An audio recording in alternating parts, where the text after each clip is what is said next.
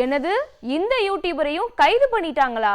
யாரை கைது பண்ணாங்க, எதுக்காக கைது பண்ணாங்கன்னு பார்ப்போம்.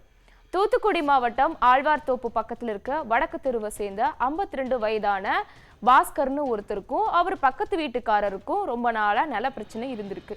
இதை ரொம்ப தூரத்துல இருந்து ரொம்ப நாளா நோட்டமிட்டுட்டே இருந்த அந்த பகுதியை சேர்ந்த யூடியூபர் விக்னேஸ்வரன் ஒருத்தர் ஒரு நாள் இந்த பாதிக்கப்பட்ட பாஸ்கர் கிட்ட என்ன சொல்லியிருக்காருன்னா, ஐயா நான் சொல்றதை கேளுங்க, என்ன பண்றீங்க, தீ குளிக்கிற மாதிரி போயிட்டு கலெக்டர் ஆஃபீஸ் முன்னாடி சும்மா நடிங்க, நான் அதை யூடியூப்ல வீடியோ லைவ் போற மாதிரி போட்டு உங்களை தமிழகம் முழுக்கமா பிரபலமாக்கி உங்க ப்ராப்ளத்துக்கான சொல்யூஷனை நான் தரேன் அப்படின்னு பயங்கரமா பிரெயின் வாஷ் பண்ணியிருக்காரு. அதாவது இவரோட யூடியூபுக்கு கண்டென்ட் தேவைப்படுது, அதுக்காக அந்த முதியவரை பலிகடாக்கப்பட்டிருக்காரு.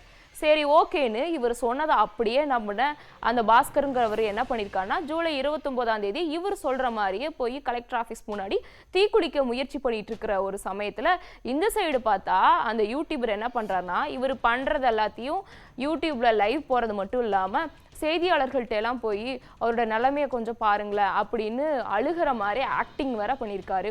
இந்த மாதிரி நடந்துட்டு இருக்கப்போ ஒரு பாயிண்ட்டுக்கு மேலே காவல்துறையினர் என்ன பண்ணுறாங்கன்னா, அந்த பாஸ்கருங்கிறவரை மீட்டு ஒரு இடத்துக்கு கூட்டிகிட்டு நீங்கள் உண்மையை சொல்லுங்கள், எதுக்காக இந்த மாதிரி தற்கொலை முயற்சிக்கு ட்ரை பண்ணீங்க அப்படின்னு கேட்டப்போ அவர் உண்மையை போட்டு உடச்சிட்டாரு.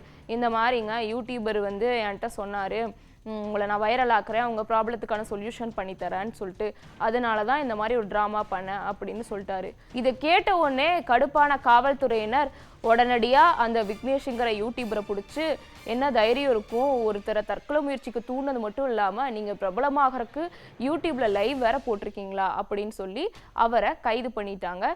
இப்போது இந்த நியூஸ் தான் சமூக வலைதளங்களில் வைரல் ஆயிட்டு இருக்கு.